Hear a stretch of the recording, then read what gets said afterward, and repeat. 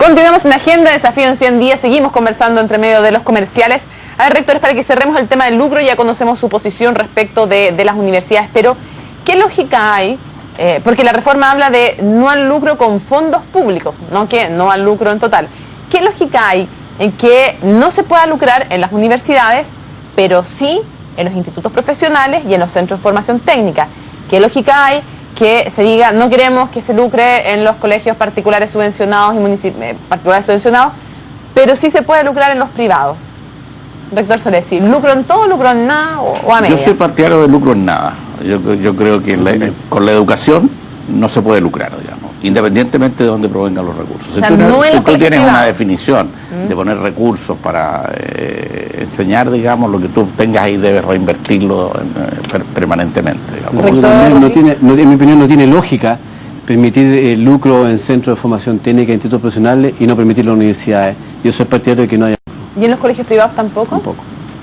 Rector Covarrubia. Bueno, yo creo que la lógica que había detrás de la generación de centros de formación técnica e institutos profesionales que fuesen sociedades estaba en la necesidad justamente de que muchos privados que creyeran en el sistema técnico y pudieran invertir en educación. Una especie de incentivo a que efectivamente se generaran este tipo de instituciones tan necesarias al país. Tan necesario por la formación que se está haciendo adentro de esos centros de formación técnica.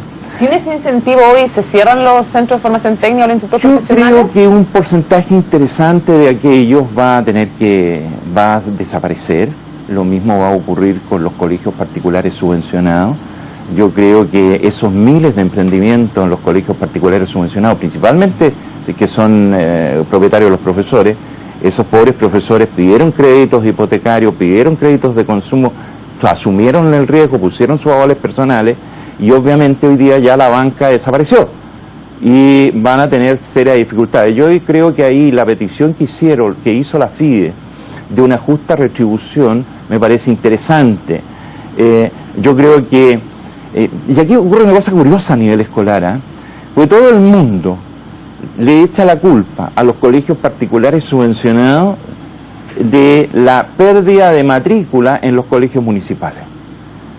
Y resulta que eso es lo más maravilloso que puede ocurrir en este país, porque en definitiva significa ni más ni menos que la familia chilena tiene la posibilidad de elegir en qué colegio educo a mis hijos, y tienen la percepción de que evidentemente los colegios particulares subvencionados son mejores que los municipales. Doctor Solesi, ¿está de acuerdo en esto? ¿En que es una cosa buena porque permite a las familias elegir? Yo creo que uno tiene la posibilidad de elegir cuando tiene alternativas más o menos comparables, digamos. O sea, si la educación municipalizada se está yendo al hoyo, las familias no tienen nada que elegir, digamos, tienen que tomar el niño y llevarlo al particular subvencionado.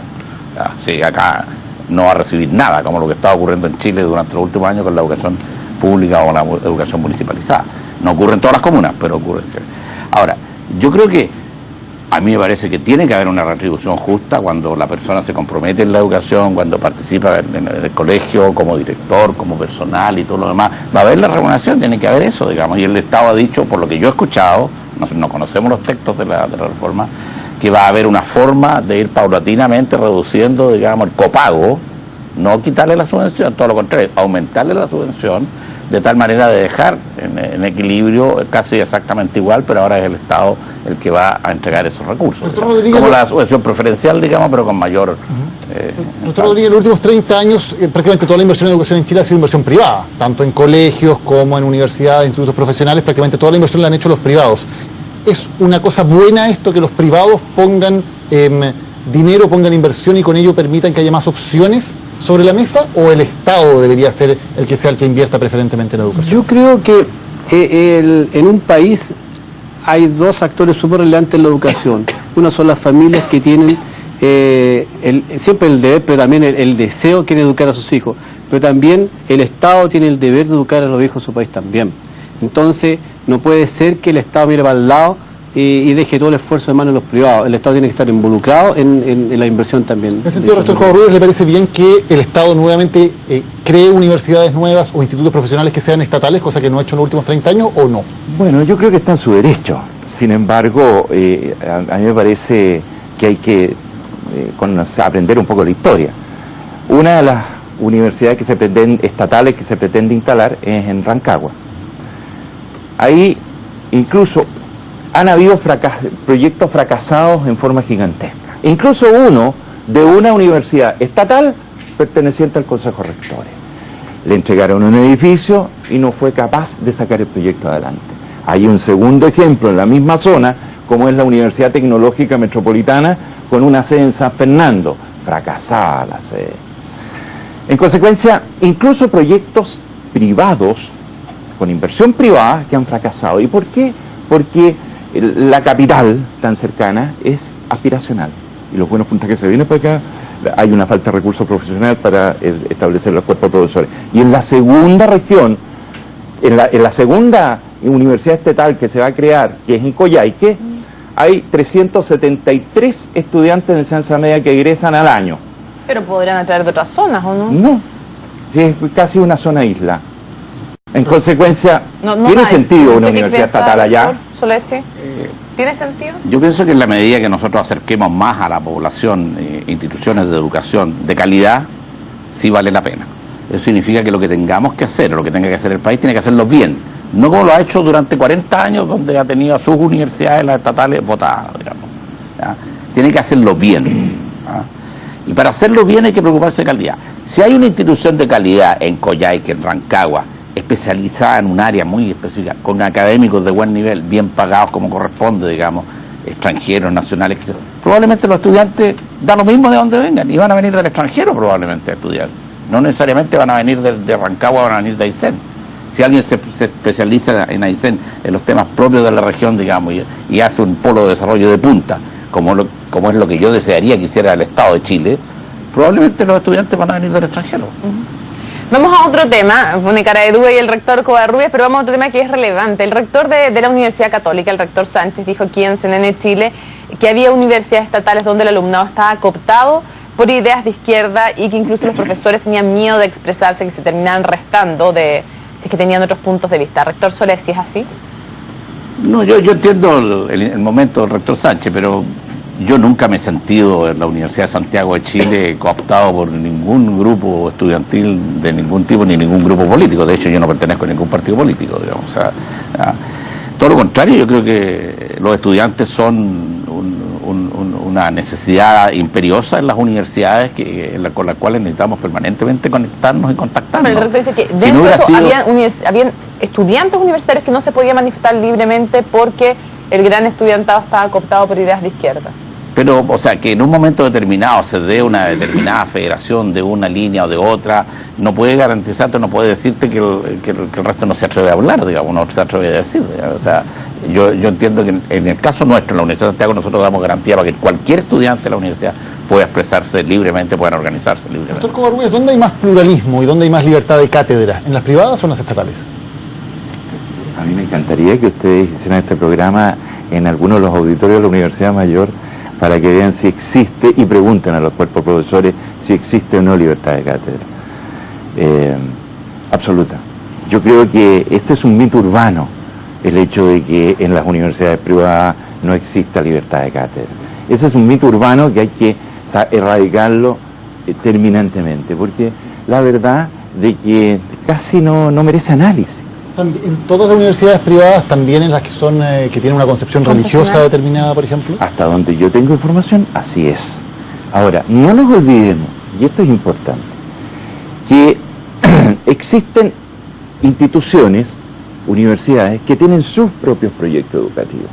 Así como existen universidades confesionales, religiosas, la Iglesia Católica, existen otras y de todas las congregaciones, existen otras como por ejemplo el movimiento masónico.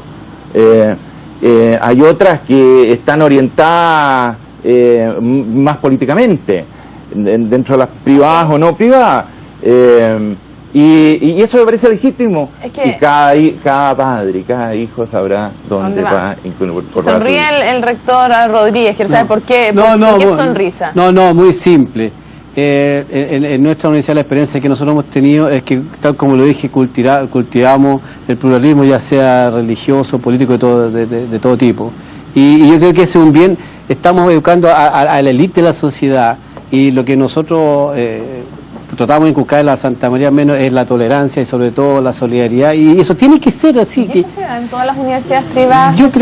Yo creo que en el último tiempo en la juventud que viene más antes del colegio, me acuerdo, se lo dije una vez a la ministra de Educación, Mónica Jiménez, yo encuentro que falta reforzar más la educación cívica en los colegios, y eso tiene que ver algunos comportamientos como bullying que se pueden apreciar en la televisión, pero en nuestra organización nos esforzamos de cultivar eso que calificamos como un bien. El ministro Izaguirre habla de una reforma refundacional, refundar el sistema educacional chileno. ¿Se puede hacer eso en un proyecto que se elabora y que tiene que enviarse al Congreso antes de 100 días o se requiere más tiempo? Rector Covarrubias. A ver, que se puede, que es difícil, es otro cuento, digamos. Yo creo que es tremendamente difícil, hay demasiadas aristas en juego. No nos olvidemos, y este es un elemento interesante de considerar. No echemos abajo los éxitos que tenemos como país. Las universidades son un bien nacional superior que debemos cuidar. Y ¿Es un éxito del país todo el sistema pero universitario? No le quepa ninguna duda, y le voy a dar un solo ejemplo. En el último año del gobierno, del primer mandato de la presidenta Bachelet, nos incorporamos a la OECD. Y nos pidieron un montón de indicadores. Y uno de los indicadores en educación, y esos indicadores, habían dos que eran relevantes. Uno era la cobertura y la segunda, inclusividad. Y fíjese la cosa curiosa, que esos dos indicadores principalmente lo han entregado y lo han otorgado en este país las universidades privadas. El gran endeudamiento que tienen también miles de familias, ¿les parece que también es un éxito del sistema educacional?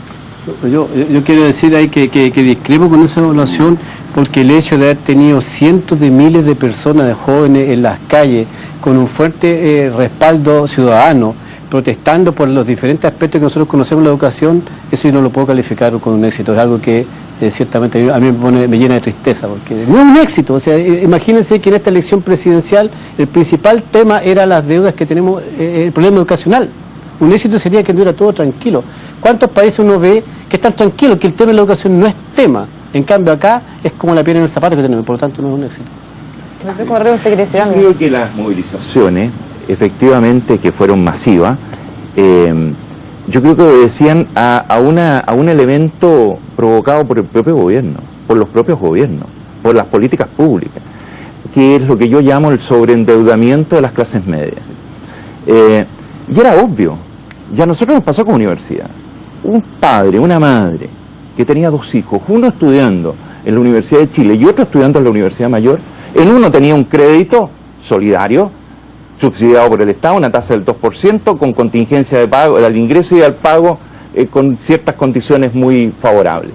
Y el otro hijo que estudiaba en la Universidad Mayor, mira la cosa curiosa, tenía una tasa de mercado, en ese minuto era del 6,5%, era más barato, fíjese, pedirse un crédito hipotecario para educar a su hijo. Esa diferencia odiosa, inconstitucional, fueron provocadas por políticas públicas. En consecuencia, hay que entender que gran parte de las movilizaciones era por un ahogo de esa familia, que se veían imposibilitados de poder educar a la totalidad de sus hijos. Rector Soles, ¿y es un éxito el sistema universitario chileno? No, bajo ningún punto de vista. Yo creo que yo confirmo lo del ahogo, pero también confirmo que había un cierto asqueamiento respecto a ciertos temas. El tema del lucro era un tema que estaba presente, que nadie lo quería poner sobre la mesa, digamos. El tema de la calidad era un tema que estaba que había que verlo y todo lo demás. Así como la OECD en algún momento nos dijo ciertas cosas, también nos ha dicho claramente, digamos, de que durante mucho tiempo que el aporte del Estado a la educación superior era muy pequeño, y en general a la educación era muy pequeño, era un porcentaje muy bajo del Producto Interno Bruto. Nos decía del sobreendeudamiento de los... Y lo que es mayor, nos decía de la gran desigualdad que existe en Chile entre los que ganan menos y los que ganan más.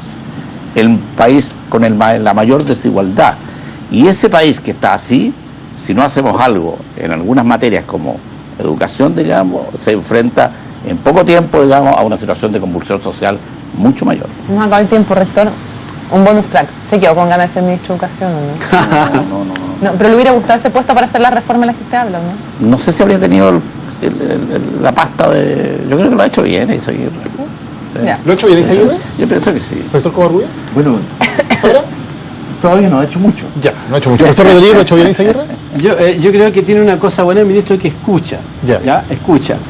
Y así como quiero tocar un tema muy puntual, se escuchó cuando los rectores de la Universidad Estatal le pidieron fondos basales exclusivos para investigación para las universidades estatales. Y yo tengo que decir que considero que eso no es adecuado y espero que me escuchen. Pero yo quiero decir que nosotros, por lo menos lo que a mí me consta, nosotros no pedimos fondos basales. La intervención que hizo en el informante el ministro es responsabilidad absoluta de él. Rectores, muchísimas gracias por habernos acompañado. Se nos acabó el tiempo, hay muchísimo más que seguir conversando, pero viene Noticias Express. Noticias Express con Matilde Burgos, a las 10 de la noche nos reencontramos en CNN Prime.